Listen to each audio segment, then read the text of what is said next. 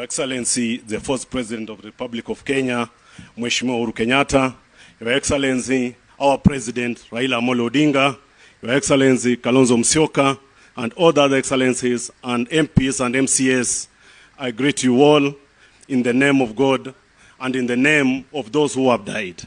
My name is John Wanguba Mkoya. I stand here on behalf of the young people who have been killed in this country. I stand here on behalf of Kalasinga, the one you have seen who was shot just after he said that he was going to demonstrate, because Baba had called for us to go and demonstrate, and he was going to demonstrate because the cost of living was on a high level. I stand here on the behalf of the young youths who are in prison, even as we talk today, who are being jailed, not because that they did any mistake. They are being jailed just because they went outside to demonstrate, they went outside to assemble, and there is something that I read in this country, and I read the Constitution.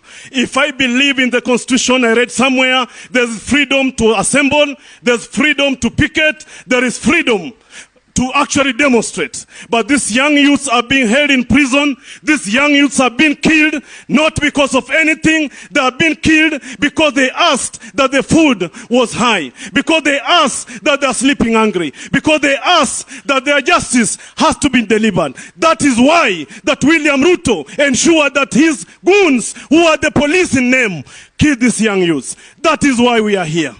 Your Excellencies, I stand here as a leader.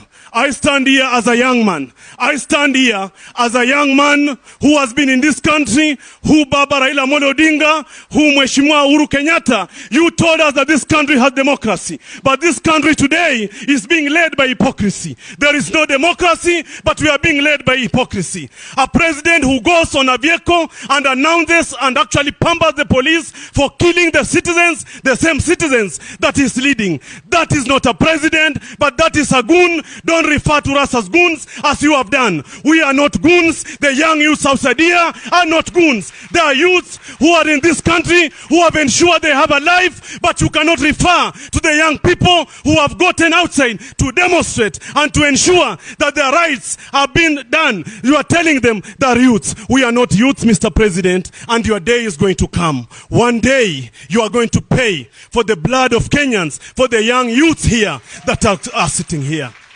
Mr. President, I want to ask you, I have seen a child here who is 7 years or 6 years. You have said that that child is also a goon. Where was that child demonstrating? What are you trying to plant in that child? When that child grows up, he will have scars of actually a tear gas. That child will wake up one day and that child will show the Kenyan people that you tear gassed him when he was young. Mr. President, I want to tell you today, as we stand here, you are going to hand us down, you are going to kill us, the young people, but we are telling you, you are not going to kill the spirit. The spirit that we have is not going to die. We are going to stand with that spirit to ensure that what Baba Raila Odinga started, what Mheshimiwa Uhuru Kenyatta left, this young youth president, these young youths, Mr. Ruto, they don't need to be killed. They need jobs. Mheshimiwa Uhuru Kenyatta left kazi kwa vijana. Can you give these young people jobs? They are not going to demonstrate. Can you give them jobs? They are going not to demonstrate. Can you ensure that life is cheap? They are not going to demonstrate. On those few remarks, for the young people outside there, for the young people in this country who believe in Raila Odinga, who believe in Uhuru Kenyatta, I call unto you and I tell you, Baba, we are not ready for negotiation, Baba. Our blood has shed. We are ready to go outside, Baba.